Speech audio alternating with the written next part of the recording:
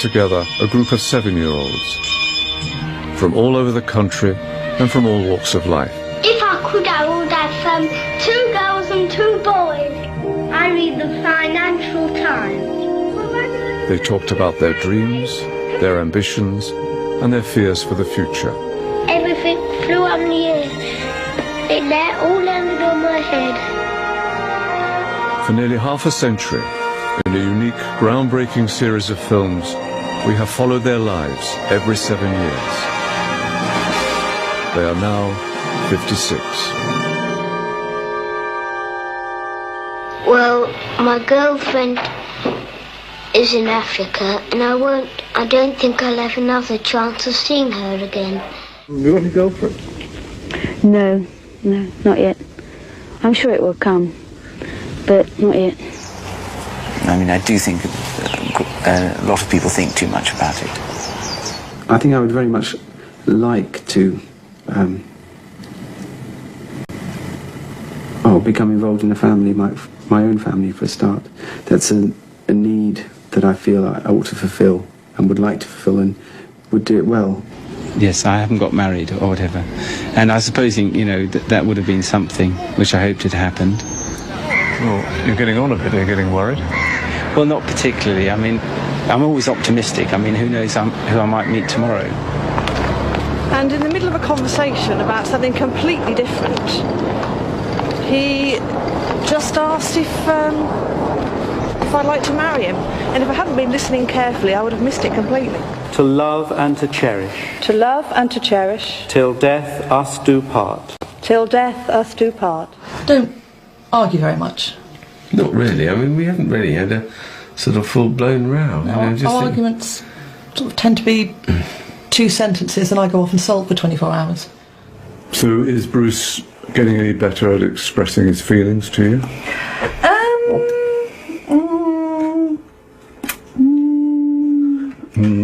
Not really. By the sound of that. We may have children, I don't know. I mean, if in 7 years' time or so we're living in a slightly bigger house with a young family, that would be nice. I mean, I don't want to pin all my hopes on it and nothing happens. We are quite old. I can see bringing up, say, teenage children when in your 50s might be a bit strange. Come on then, Henry, get on. Bruce and Penny had 2 sons, Henry and George. I mean, 7 years ago you were taking a bit of a pasting from them. Well, yes, exactly, and that's, if they sat on me now, I wouldn't be able to get up again. And in the second year, I was in rooms at the top of that staircase there. Bruce and Penny took the boys away for a weekend to Oxford to see Bruce's old college and to watch their father play cricket. It's just nice drifting along the river without making too much noise. If you can see the old wildlife and so on, you come up on it unawares, kind of thing. Muddy water and a spider. Tar. One of you link up one of you... I think it's more of a father-son thing to go along and watch and support. We always have lunch, then tea, and then a barbecue afterwards. We're not very good at this, are we? No, Ever since Cornwall it was to be no more camping. My heart's desire is to see my daddy, who's 6,000 miles away. What happened between you and your dad? I suppose a separation and a distance. When I was 14, I went out to Zimbabwe, and then later when he retired to England, we felt that there was a lot of distance between us and ground to make up. Okay. I think it's going to take quite a while. The boys are still young enough for us all 3 to fit into a small tent. I suppose it's a bit of dads and lads and getting to know each other and forming a relationship and so on. I didn't want to wait. Oh Lord, that's not going to go in there. Okay, boys. What's that then? They always come first. I mean, we've got our work and so on, so we'll do a variety of things with them. We'll do it later, dear. I'm off to play cricket. Bye-bye. Is the forecast to rain tonight? We're riding on the tubes to go sideways. Commence! When he was 7, Bruce was at boarding school. He went on to Oxford, where he got a maths degree. You can show that this is irreducible. Then you do a transformation on this polynomial x equal to t plus 2. After Oxford, he worked in the city for a year, then decided to teach. Yes, sir. He taught in a state school. Yes, sir. General education is better for society, I think. Do you understand the game? There is a class society, and I think public schools may help its continuance. At 35, Bruce took a sabbatical and taught in Bangladesh. The straight line, yes, keep going. At 42, he was back in the East End as head of the maths department at a girls' comprehensive school. Yeah. At 49, we found him teaching at St Albans, an independent school. In the early days, the school was in the Abbey, going back to 948. 948? Yes, so the head quite likes to say we're in our 3rd millennium, you know. So the school's over 1,000 years old? Yes, in one form or another. Now you have to make x the subject to this equation. You've got to get x on its own. So what's the first thing we do? I multiply both sides by 3. Has it been a kind of compromise of political principles for you, this? Well, I would say, you know, have a million angels in front of every teacher who's prepared to slog away to an inner city comprehensive. Make way, make way. This is somebody who's prepared to turn up each day and do that job. Do your old friends give you a hard time about what you've done? They certainly do. They absolutely do. They say, oh, you know, have we joined the Tory party, the golf club, the Masons, you know. I'm quite happy just being an ordinary maths teacher for not many years that I've got left, actually. So I'm quite happy. I'm not ambitious now.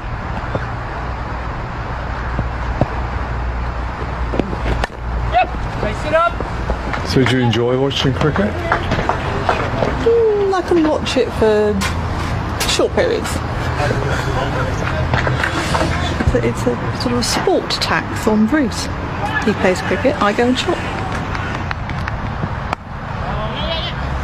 So is he playing as much, Bruce, as he used to? No. No. And when he does, he usually manages to pull a muscle. So.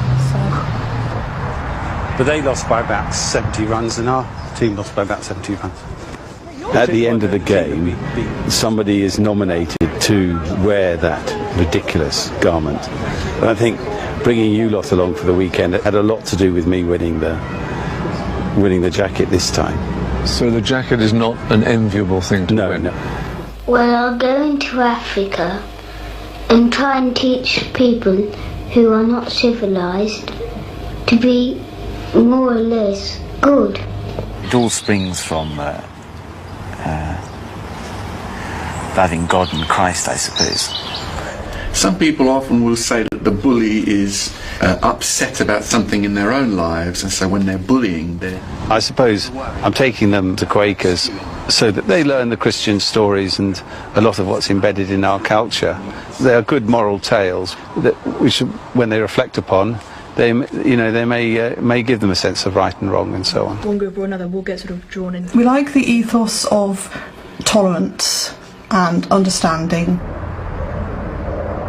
The boys go to a local Quaker school, where Penny teaches. Everybody in the school, from the youngest 2.5-year-old in the nursery to the headmaster, is known by their first names, and there is no uniform, and very few formal rules. Oh, pull out, because I'll take the lead. Never fun. Are you ambitious for them? Yeah, I mean, some people work ferociously hard, and while that's rewarding and they enjoy that and they enjoy the success and so on, you just hope they get a nice balance to their lives. What are your fears for the future with the boys? That they don't fulfill their potential, that they're led astray in some way, drugs or something. They end up unhappy with regrets about not having done as well as they could. Boys, right, what a night we're going to have here. Right, if I wake up to find anybody clutching my genitals. George. They're very good company, but they will grow apart. You know, eventually leave home, and we won't see them so often. And in a way, I'll miss them dreadfully, but that's the natural order of things. And just think how comfortable Mummy is in her bed and breakfast. But just remember, when we're in a tent, the Baldwin family are a non-farting family. Thank you, Father. Dad, shut up.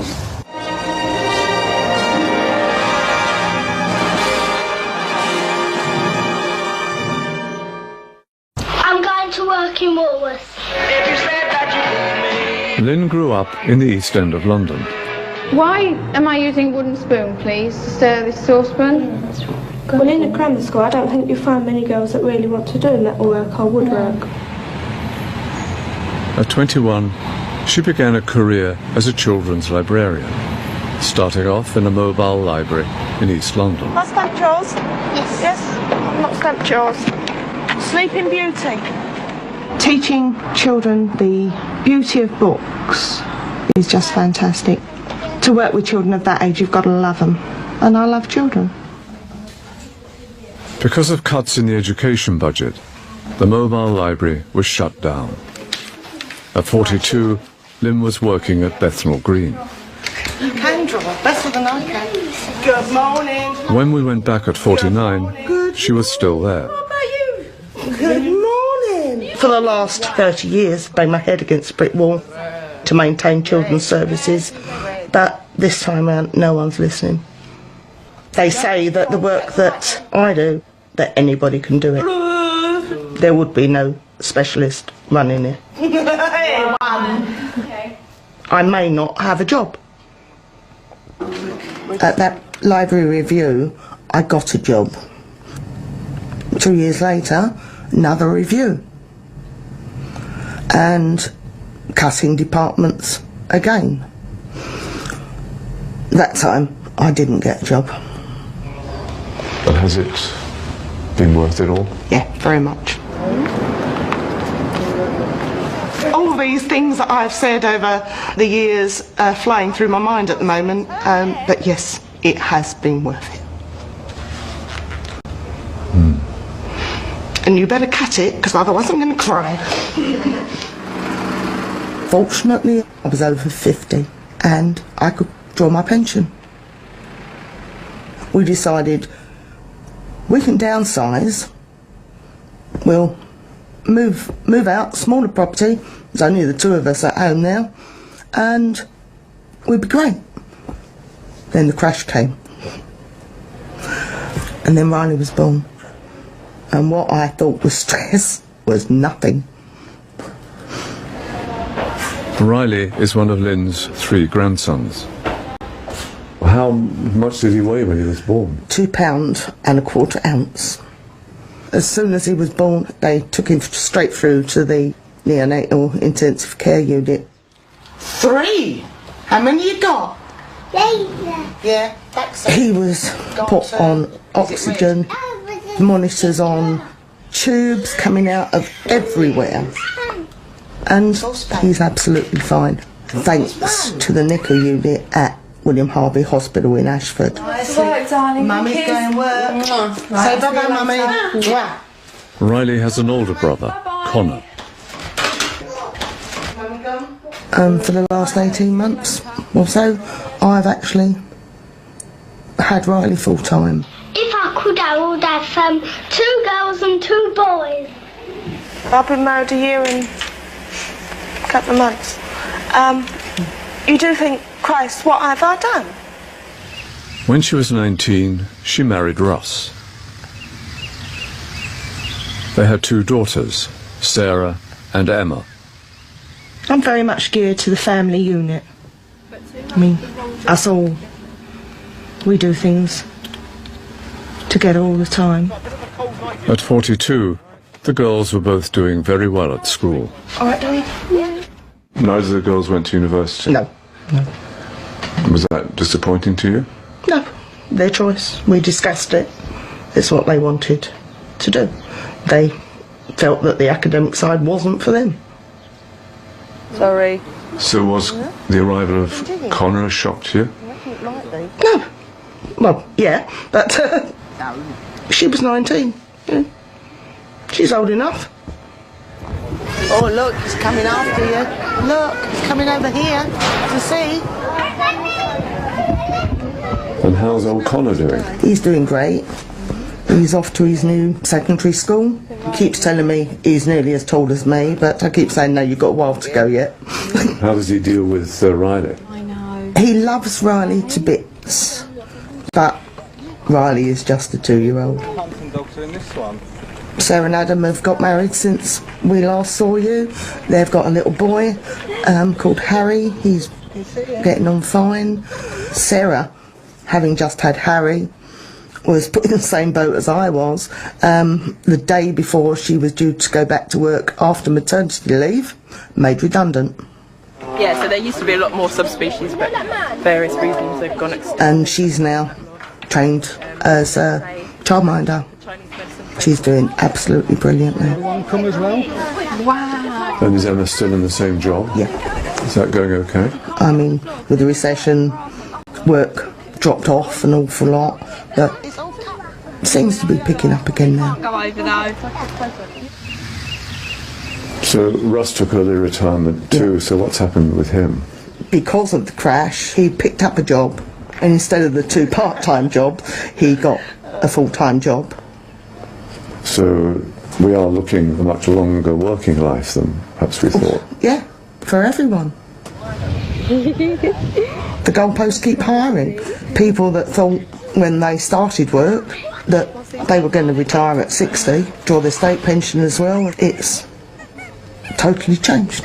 They come round and mop the floor, and then a couple of minutes later another waitress come up. I'm not politically minded, but I still believe that they haven't got a clue what they're doing. Some people are never ever going to recover from it. It's unfortunately going to be quite devastating for them. We've no left-wing Labour Party anymore. Tony Blair saw to that. They all veer to the right. I didn't know I was getting into this. Are you alright? Yeah, I think so. This is unbelievable. Look out. Russ is still such a great support for me, and he is still my soulmate. You take care, I love you. After all this time, we flourished together. I had an all-white wedding, all white. We were both in white and my bridesmaid was in white. 37 years.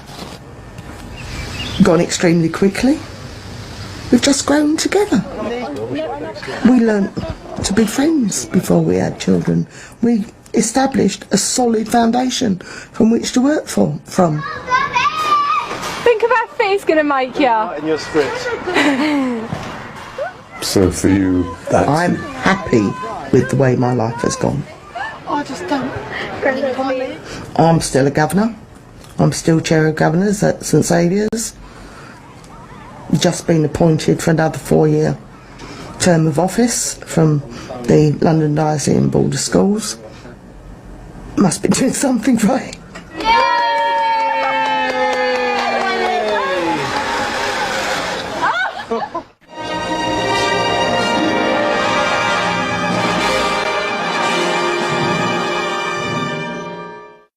I read the Financial Times. I read the Observer and the Times. What do you like about it? Well, I usually look at the headlines and then read about them. About it. When I leave the school, I'm going to College Court. And then I will be going to Westminster boarding school if I pass the exam. And then we think I'm going to Cambridge and Trinity Hall. John went to Westminster, then on to read law at Christ Church, Oxford. I'm thinking of following a legal career with a view to ending in Parliament. Might be at the bar. Doing what? perhaps chancery practice. I now have a career. I'm a barrister. Other than that, life chugs along in varying degrees. Well, in a sense, not very much has changed in my career over the last 14 years. I'm still a barrister. I still wear a curly white wig. The only visible difference, I suppose, is I wear a silk gown because I'm now a QC. So week after next is ideal, yeah, the week after next. Except for Monday. I do largely litigation. I enjoy the work, which is intellectually stimulating and always interesting. I'm blessed with an exceptionally nice group of people in these chambers who I really get on with. I've been ushers at many members of Chambers' weddings. I've been godfather to at least 3 Chambers children. It's a really nice, close set of friends here, and that I think I'm very blessed in my work environment. I'm going to Charterhouse, and after that, Trinity Hall, Cambridge. Andrew went to Charterhouse and Cambridge, where he read law. I'd like to be a solicitor, and also fairly successful. At 28, Andrew was a solicitor. By 35, he became a partner. A couple of weeks. Later, he joined the legal department of a large British industrial company. A few years after, they were taken over by a German firm. There was a bit of uncertainty when you get 2 large organisations coming together. You know, who was going to have a job at the end of it, who was going to be made redundant. I was fortunate enough that I still had a job at the end of it, and it's worked very well. When boys go around with girls, they don't pay attention to what they're doing. Yes, as my grandmother had an accident because a boyfriend was kissing his girlfriend in the street. By 35, John had married Claire, the daughter of a former ambassador to Bulgaria. It is coincidental that we met, but it's obvious that the Balkan connection was a strong mutual interest. My great-great-grandfather, who was the first Prime Minister of Bulgaria when the country was liberated from the Turks in 1879. Well, I think everyone needs to have a feeling that they belong somewhere. There's a plot of land or somewhere where they hail from and their roots are. People who go on about the government butchering the National Health Service, I think should come over to Bulgaria to see what being kept short of necessary supplies and funds really does mean. We're at the Centre for the Rehabilitation of Disabled Children at Dalbuk Dol, near Troyan in the Balkan Mountains, which our charity in London has helped quite a bit. We feel we can help in all sorts of smaller ways, particularly with art classes or pottery classes or dancing classes. You can revolutionise the life of a child without actually having to raise huge sums of money. What do you think about girlfriends at your age? Tell me what you think. I've got one, but I don't think much of her. They're no longer just bores who won't play this or something. They're over half of the community and they're there. And you can begin to talk to them. I don't think I financially come from the same background. Andrew didn't go for a haughty Deb, he went for a good Yorkshire lass. Does money concern you a lot? No, I think as long as one has enough to be comfortable, that's really what one should aim for. What's the most difficult thing about keeping the marriage together? I don't think it is particularly difficult, actually. We seem to manage all right. Would you say? I think so, we talk, don't we? So how is married life? Well, I still love him, if that's what you're asking. And likewise. I think the most important thing to us, apart from our marriage, is our children. So we look at them and we see that they seem to be happy and getting on well. We're pleased to be sitting here after however many years it is, 28 years, still happily together. Andrew and Jane have 2 sons, Alexander and Timothy. And you can never be sure of leaving your children in any worldly goods, but at least you can be sure that once you've given them a good education, that's something that no one can take away. Alexander's now working in Canary Wharf in the City of London. And Timothy's just left St Andrews, graduated this year, and he's going on to do a postgraduate degree at Durham University. I'd quite like to get into politics, but I mean, that's easier said than done. Who knows? I haven't written myself off as a potential politician, even though I'm already 49. Well, I've always wanted to go into politics, but whether I'll ever do anything about it, I'm afraid I'm too old now. That's the truth. I mean, but it's depressing. My two oldest friends are both ministers at the moment, and one I've known since 4, one I've known since 5. And I mean, obviously, one can't help feeling was a bit of a failure by comparison.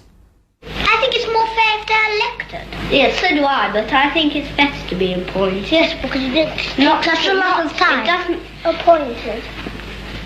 I'm pleased that we have a coalition, because I've always at heart believed in consensus politics. One thing that really does worry me is their attempts to solve the economic stagnation at the moment in this country by building all over the green belt and other areas of countryside. I have no doubt that whether it's 5 years or 10 years, this recession is going to be over one day, but if the countryside is ruined, it's ruined forever, and for our children, our children's children, and so on. Andrew and Jane live in London, but they have a second home in the country. Well, we bought it about just when we got married, and it was a 200-year-old barn that we bought in an auction, completely derelict, nothing in it at all except for manure. We've been here now 28 years. Time's gone by, but the thing has obviously got more mature over the years. So is it done? It's never done. There is always the problem of weeds. As a couple, are you concerned by the destruction of the environment? Is that something I'm very interested about it. And I think what worries me is that we have the opportunity now to save animals, flora and fauna, that will be lost, and we don't know what benefit they will be to us. I think a lot of people say, well, global warming's bad, but are they actually prepared to do anything about it? I'm not sure about that. The company I work for is developing hydrogen-powered fuel cells for cars in the future. It's still some way off, but I think that's the way that cars will go.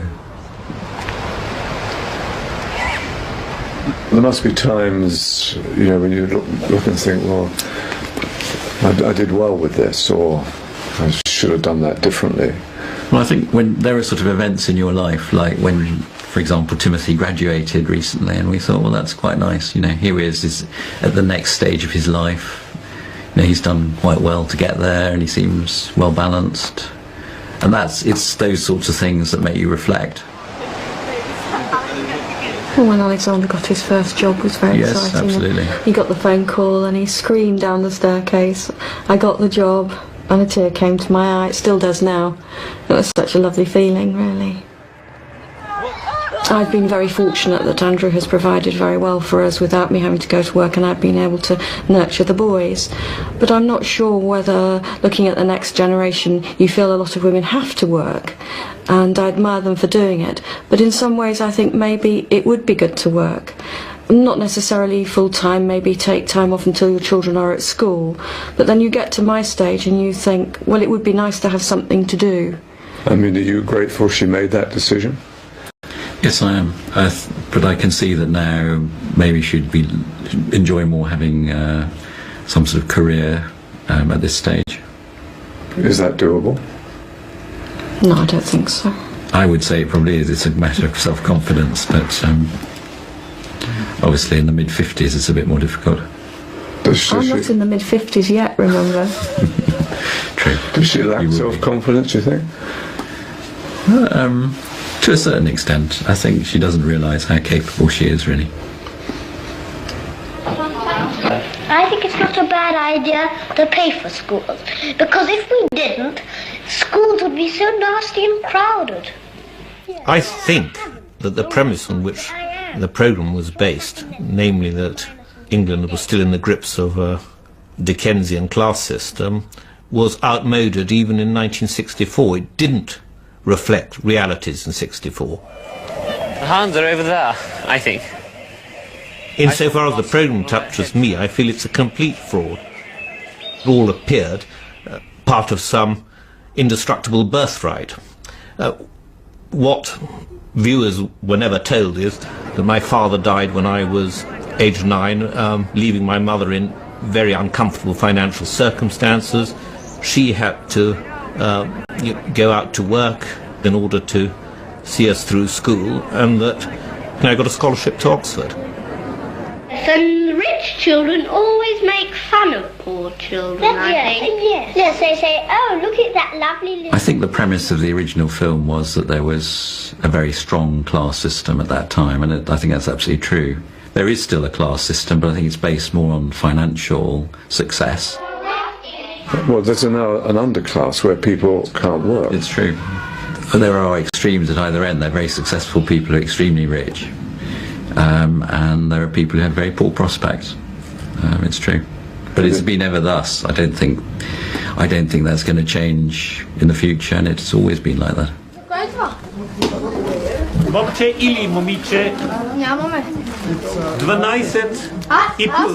Last time I appeared on the programme, a very generous film director based in San Francisco saw the programme and sent us a large cheque running to many thousands of pounds, which we were able to do a great deal of good with in Bulgaria at the time. So that was a wonderful byproduct of the programme, and perhaps it slightly softened my objections. It's not something I look forward to every 7 years, appearing in this programme. I'm always surprised that, you appear for 5 or 10 minutes and anyone remembers your face, but apparently they do. Well, I suppose the only thing for me is that I've seen what my husband looked at, like at 7 and 14 and 21 before I knew him. And then when I had my own children, I could see which of them looked like their father at those stages of life. And a lot of women just don't have that. I think what's undesirable is people who have had options don't take best advantage of them. But I can't see there's anything wrong as long as people don't abuse the opportunities and privileges they've had. It's a very nonchalant little theme. Butter wouldn't melt in its mouth, so take it very quietly and let it just present itself. Off, 3. If one discounts wanting to be a train driver, a major opera singer, a concert pianist, it would have been nice, but I mean, I was never good enough.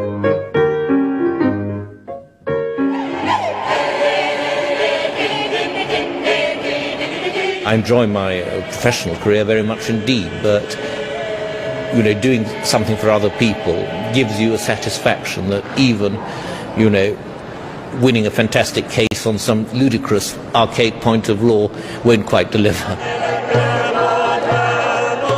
I think the thing where I would regard myself most successful is that I'm blessed with wonderful friends.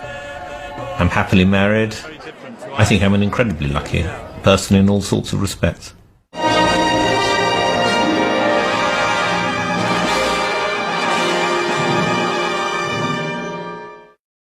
Is it important to fight? Yes. Tony was brought up in the East End of London. I want to be a jockey when I grow up. Yeah, I want to be a jockey when I grow up.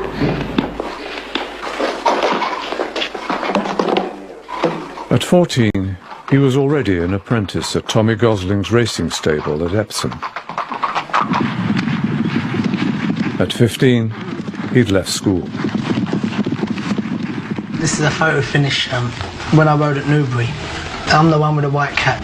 I was beaten a length and a half a third and I had a photo finish. Do you regret not making it?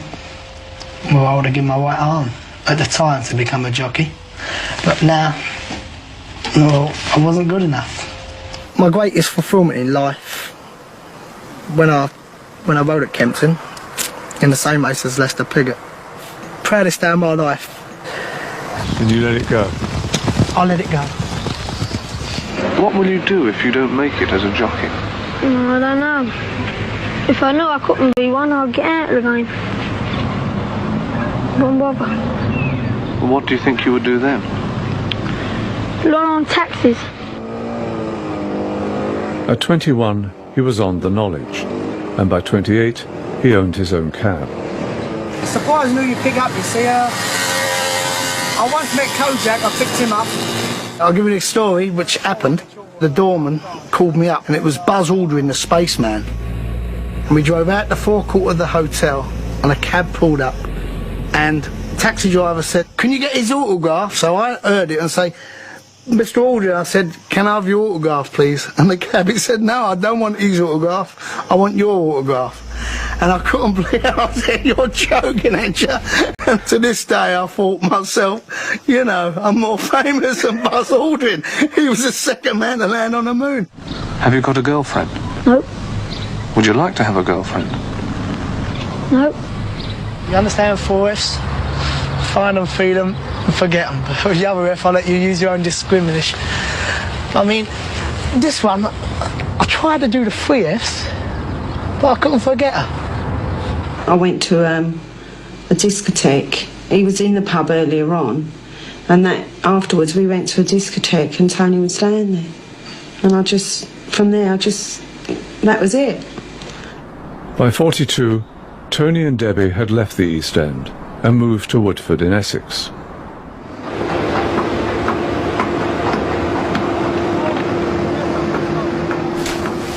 At 49, they'd taken out a second mortgage on the London house and put the money into a holiday home in Spain. From here, it's about 200 yards along. There's going to be all commercial units here. My intentions would be to turn one of these units into a sports bar. We're putting all tellies round in a sports sort of way, like football shirts and all that, memorabilia. Aldi have come along and built a brand new supermarket there. So all my aspirations and dreams went out the window. Well, Michael, that used to be my bank, and that's been closed now for about 18 months. As you probably understand, there is a world recession, and they were, you know, affected like everybody else. My character seems to sort of have slowed down while I'm out here, and the pace is different, and everything's done tomorrow here.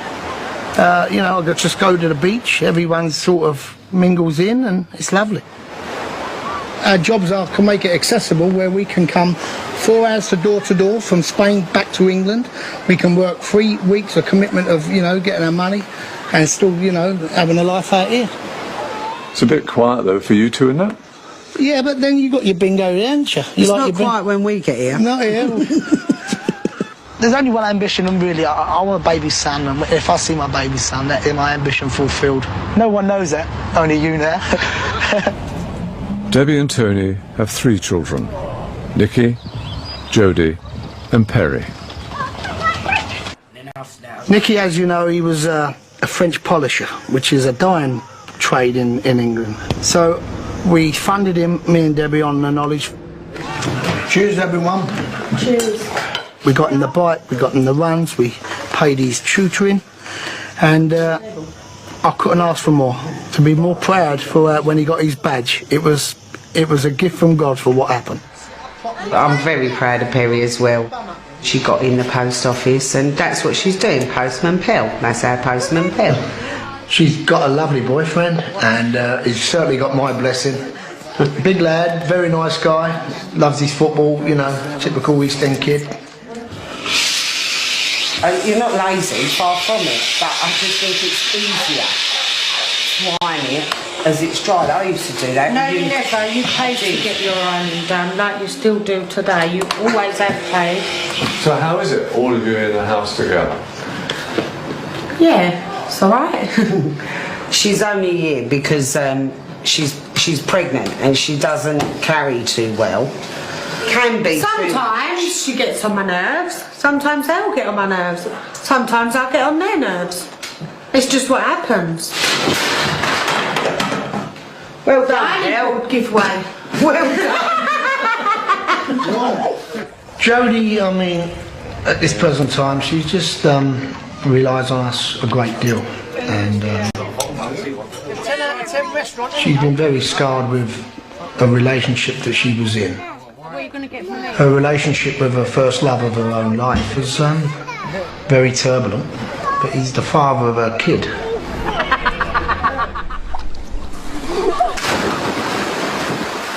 Jodie has a daughter, Tony. Tony, as you appreciate, she's living with us. You know, my daughter Jodie, she's at this present time having emotional problems and various other problems, and most of all, I've got to make sure my Tony grows up with a safe environment. I'll tell you what, this is a 10. Once her mother does get better, I will certainly bond them back, and hopefully, which we pray, they become mother and daughter, and everything will be fine after that. She's growing up at an alarming rate. When she's with any one of her friends, I'll go to her and say, Tony, no, and stop it, Grandad, you're embarrassing me, and I have to sort of pull the reins in for me. How's the cabin going? We had an influx of Arabs come for Ramadan. Without them and the injection of wealth, I think the cab train would have sunk. It's been so bad out there. It's very hard. The ratio before was about 10 cabs to 7 jobs. When the Arabs come, it was about 10 cabs to 9 jobs. When they go away and now the recession came, it's 10 cabs to 2 jobs. I feel that the economy will bust within 5 years because people like myself have been giving and giving all the time. We're paying. Now someone's getting it at our expense. The tangerines. How did you prophesy what was going to happen in this last programme? You seem to know that the economy was going to go bust. I feel the Labour government has got a lot to answer for. Draining the system dry, giving out aid to all countries around the world, hemorrhaging money through the war effort, you know, giving money to the banks and no regulation on the banks. You can see the drip, drip, drip situation at the end of the tap, and by the time there's no water left in the tank, they want us to put it all back in. Sometimes on Saturday morning I go to the pictures. Sometimes with my friends, sometimes with him. You don't. I do. You don't. And why did you fall in love with him? Don't know. I don't know how. I don't know. You put up with me for so long. I don't know. Sometimes I don't know how I stand him. Who's to say in another 10 years me and him might have split up? Quite possible. You know, you don't know. I'm not proud at all to say this, but situations arise that I have had regretful behaviour various times, but through and that was it. You must appreciate 32 years is a long time to be married, and most of all, I mean, I've got an open characteristic way about me, and sometimes it has got me into trouble, which has been well documented before. I owe Debbie everything because, good or bad, high or low, rain or shine, she stuck by me. And then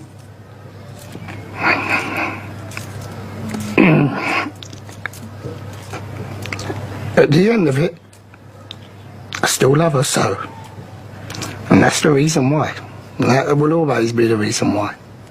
Were the kids angry with you? Yeah. Yes, they were angry with me, and the situation was, it was an hard pill to swallow, because the kids are my life. Nikki, Jodie, Perry, the grandchildren, I draw a circle, they're all mine, and I'm lucky. I'm very, very lucky, Michael.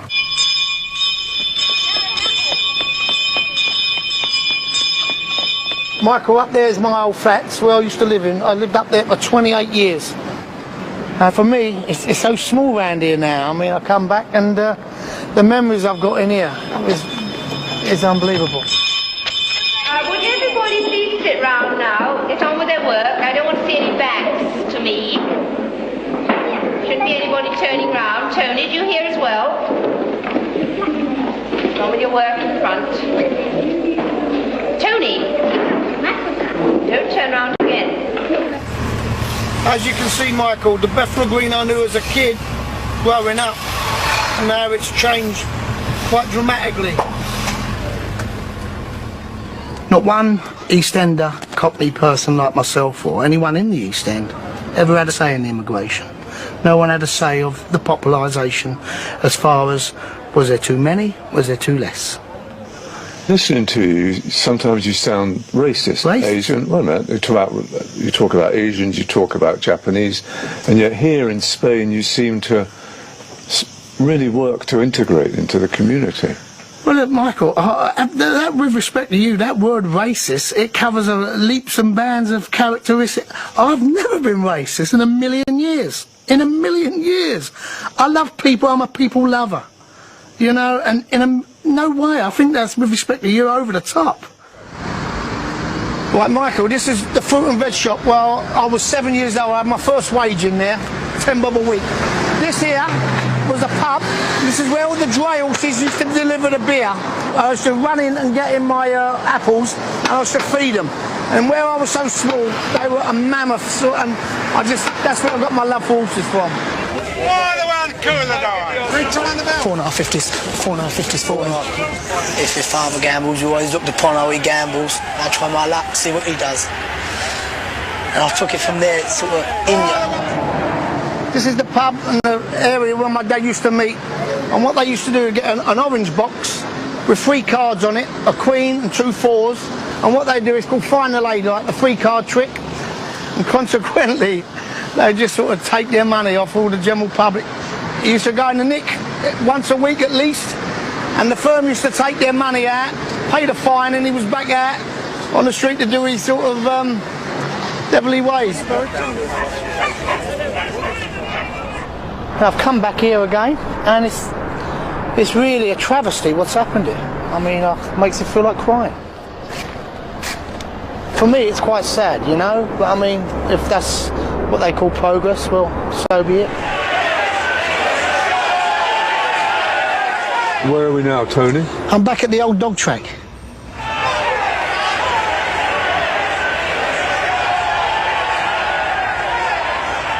We're at the Olympic Stadium, Michael. And this is where the old dog track used to be on this site.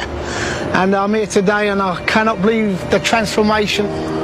It's a dream, it's just spectacular. And the torch from this games should be now passed to the East End for a new generation to come through.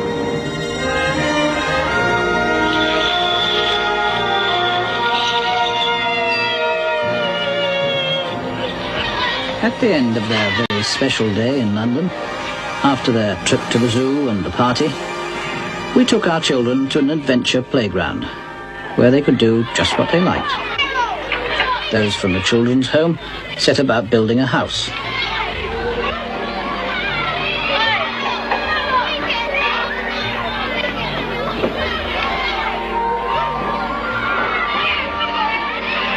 There's Nicholas.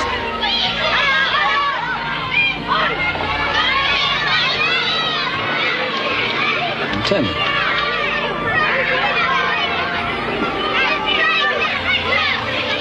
Andrew.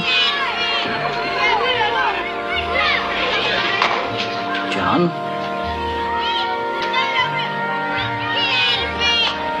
And Bruce.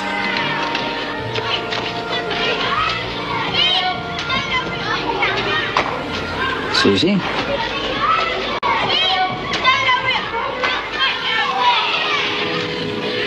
Jackie and her friends.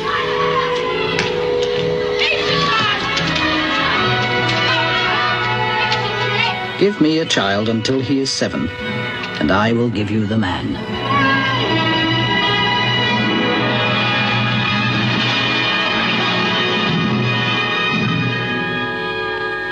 This has been a glimpse of Britain's future.